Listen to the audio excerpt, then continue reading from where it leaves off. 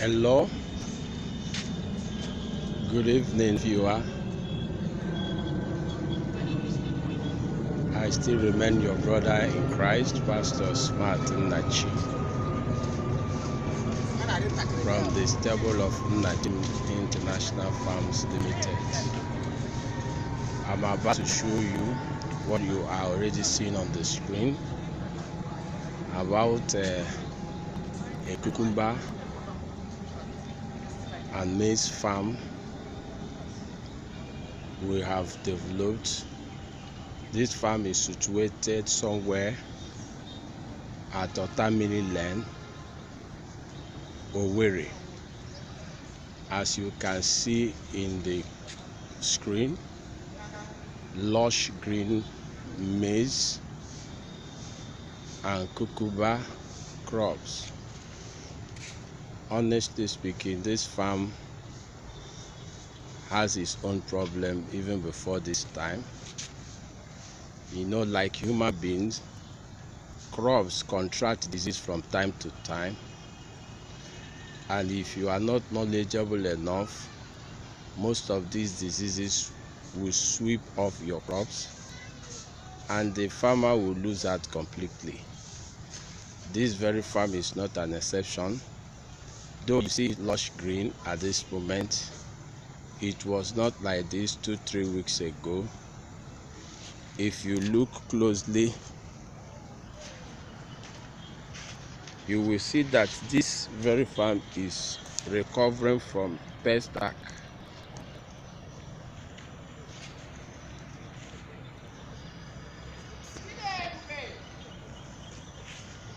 Like you can see on this very maize stand before you, if you look at it closely, you will see that the sheds have been destroyed by pests. This was how the maize in this farm were 2-3 weeks ago. The concentration on this very episode is on how to control pest attack in the farm. First and foremost, we will have to look at what would be the causes of pests attacking a farm. But before we do that, I want you to take a pew view of the farm. This farm spans across about a plot and a half, if I am not mistaken. Closely looking at it, you may not cover the space or distance of the farm. But one thing that is important here is to take note of the composition of this very farm. Like I said, we are looking at the causes, things that can cause pest attack. You know, these pests that attack crops do not come from the moon. They are things generated, living things generated in the neighborhood of the farm. Unfortunately, you see people making boundaries around their farm with heaps of grass, and when you do that, you have only created a breeding ground for pests. Those pests will lay their eggs under this heap of grass, hatch the eggs, brood the infants, and when they mature, they take the farm as a feeding ground where they will feed from. That is number one cause. Then number two, pest attacks are imminent in a place where farms are not well organized. If you look at the far end on the screen, you will see a refuse site, a dump site.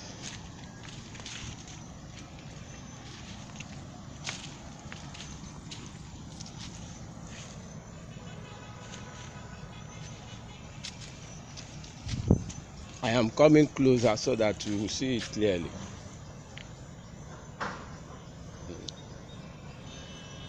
These dump sites will serve as a good breeding ground for this pest we are talking about.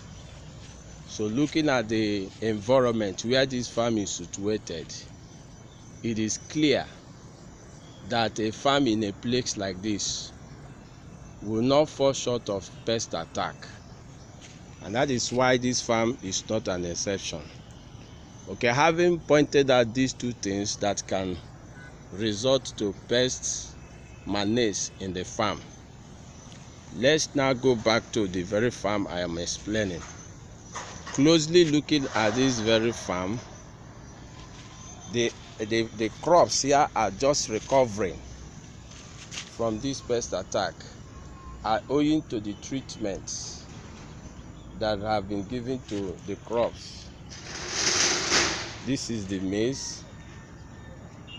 If you look closely, you see the cucumber, and these cucumbers have started fruiting.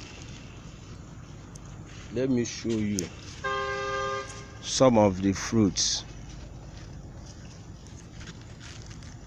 If you look at this very one clearly, beneath the flower you see the cucumber seed, the cucumber fruit itself. This is just the early stage of its growth. Okay, now having said this, if you have a farm situated in an environment like this, your preparation should be geared towards controlling pests and insects from attacking your crops. And how do you do that? When these seeds germinate, 2 weeks after their germination, the treatment will begin in earnest. You can treat with various insecticides. We have so many of them in the market, but the most active and the most vibrant is the one we call Cloview. Cloview is an insecticide produced in America. It serves very well so long as pest control is concerned. And this farm has had enough dose of this Cloview, and that is why you see the crops are doing well now, marvelously well. Okay, now how do you apply? We are using Cloview as a case study. It is not that Cloview is the only insecticide that could serve this purpose, but time will not allow me to begin to name them one after the other. Hence, I have to pick Cloview as a case in this very explanation. Now, when you manage to get this very insecticide, the very first thing that is expected of you to do is to dilute this insecticide. It is very reactional, and that is why it must be diluted, and you do that using water. Assuming you have 5 liters of water you want to use for this very purpose, the cover of this Cloview, the whitish cover, will be filled with the chemical for these 5 liters. But before you do that, you must ensure you are wearing hand glove. You must wear hand glove to avoid the reactionary effect of this very chemical. And again, you must be clothed very well, because if the chemical ends up touching or having contact with any part of your skin, it will be very harmful. So that is why to take care of the person who is about to apply this very chemical, precautions must be taken to ensure that the skin of this person does not have contact with the Cloview. So having ensured that, you mix this Cloview with 5 liters of water, shake it very well. Unfortunately, I've already done the spraying before this time. But perhaps if opportunity provides itself again, I will still do it so that viewers can have very clear look of how this thing is done practically. Okay, when you mix the Clearview with the 5 liters of water, you shake it very well. If you have your sack, you can use your sack. If you don't have sack, we have spray, you can use spray. If you don't have spray yet, still you can still use whatever will serve that very purpose. Okay, when you have gotten either the sack or the spray, you fill it up with this mixture, then spread directly on the leaves of the crop in question. You spread directly on the leaves. And again, if peradventure this insecticide is right there at the time of spraying, you must make sure you evacuate that very insect or pest with the chemical by spreading it directly on that very pest or the insect, because this chemical has the capacity to kill the pest or the insect instantly. And when you have done that, this very chemical is very effective, that the result will begin immediately. As soon as you have finished spraying, you begin to see the manifestation of the result. And how do you experience that? Instantly, in less than 24 hours, the leaves of this very crop you have sprayed this chemical on will begin to recover immediately. The outgrowth will take a greenish outlook, and the new ones will be as fresh as a healthy crop. It will begin in less than 24 hours. If it is not so, then it has not produced the desired results. So having said that, please take note. You do not spread this very chemical on a daily basis. If you have sprayed, you will give an interval of 7 days before you spray again. This very chemical has the capacity not only to take care of the pest or the insects, especially on the crop that is under the attack of these very creatures, but it will prevent subsequent attacks on the crops so long as you have spread the Clearview. But that is not to say if you have done it once, you should not do it again. You repeat from time to time. It is better to be active than proactive than reactive, and that is why you take 7 days interval and repeat the treatment, so that your crop will not have an encounter with this very problem. After this, I'm going to take you to another stand of this very farm that is under this pest attack. In fact, the treatment was done just yesterday, so that you see how devastating this pest could be, and again the measure or the level of recovery that will take place after this.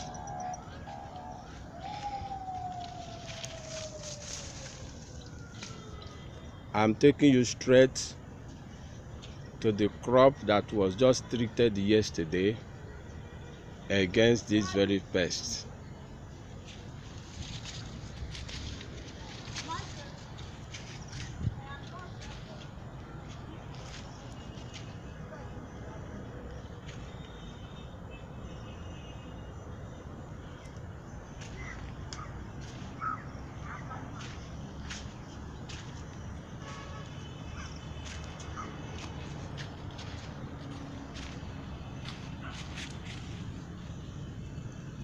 Okay, you can see it closely now. You see how devastating this attack could be. You see how devastating it could be. These ones were treated just yesterday. You see how devastating it could be. And many people suffer this very problem in their various farms, not knowing what to do. And that is why if you are watching this very video recording, I will say you are lucky. You are blessed. Okay, having seen how devastating the attack could be, let us look at some of them that have started recovering. In fact, virtually all of them are heaving a sigh of relief from this very attack. Look at this one very well. You see the leaf that has just shot out just this morning. You see how fresh, how greenish, how good they look. It's a sign that the ugly days are over, so long as this very crop is concerned. Since they have started recovering, they will continue to recover until they come back to full fitness. I've shown you the ones that have just recovered, how good they look today. In less than 1 week, these ones will also take that same turn. Now look at the one that has just recovered completely from this madness. You see, before this time, sometime last week, you see how this very leaf looks like. That was how virtually all the leaves were looking like. But as a result of the treatment, you see how they are now looking like. This is the effect of the treatment. Look at this other one that has just also recovered courtesy of the treatment. Look at, many of them have recovered completely. Others are on the process of recovering. You know, it's a gradual thing depending on the level of devastation. Some will take some days to recover completely. Some, the recovery will be instantaneous depending on the level of devastation they have suffered from the pests. Okay, having taken a good look of this, I will advise you not just going into farming for the sake of farming or because others are doing it, but you need to go into farming, especially crop farming, having the requisite knowledge to successfully embark on this farming and come out with great success. These are extensions of this very farm. You see how organized, how well fended, how well taken care of the crops look. Okay, so that is the much I can take on this very episode. Don't forget, we looked at how to control pests and insect attacks on the farm. I started by explaining to us the things that could cause this to happen in a person's farm. I took time to explain 2 of these very conditions, and I said that people are very fond of making boundary around their farm with heaps of grass they have generated, they have cleared from their farm. And I said that if you do that in your farm, what you have just done is to create a breeding ground for insects and pests, because you know they don't fall from the moon, they must come from around. And if you have done that, you have given them a leeway to be created and later come to attack your farm. Then the number 2, I said, if your farm is situated in an environment that is not organized, in an environment that you find heaps of refuse dumps, these very pests and insects can be generated from such place. and from time to time they invade your farm, attack the crops, and the farmer will suffer. Be that as it may, you don't have to be afraid. Having equipped yourself with the knowledge of how to treat pest and insect attack, if I have my time, I will come up with more episodes on insect and pest attack. But for now, I encourage you to enjoy the video.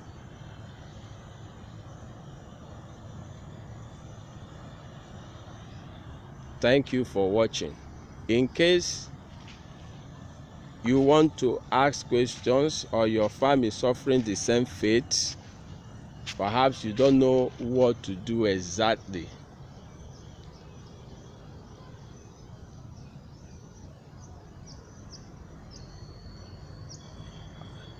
I am here to be of help to you, and that is why you must not hesitate to give me a call immediately after watching this very video. They say problem shared is problem half solved. When you share what you are experiencing in your farm, you are helping to resolve that very problem. My number is 080 63 79 0002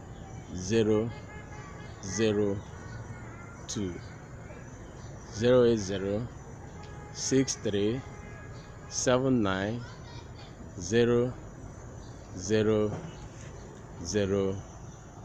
0002. Thank you and God bless you.